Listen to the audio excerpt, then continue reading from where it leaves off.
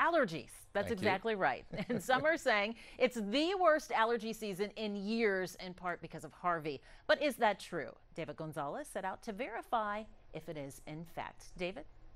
Mia, one of the doctors that I talked with put it in simple terms. It's not in your head that it's in your head. He calls more severe allergy symptoms after Harvey a real phenomenon that's affecting a lot of people. Spring in Houston is here. Grass is green and plants continue to bloom. But that only means allergy sufferers are feeling the brunt of the season. But after Harvey, are people feeling the symptoms more?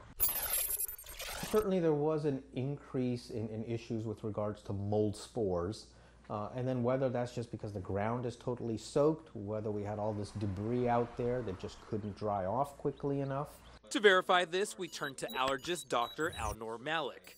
He says the extra moisture created a perfect storm for allergies. If we had a really wet fall and a cold winter, then spring gets delayed into a little bit later. And when spring is delayed, the pollen season is shorter. So there's increased sort of concentration of pollen. So we can verify the increased pollen count is affecting everyone. Those who often suffer from allergies feel it much worse, and those who normally don't are feeling some symptoms this year.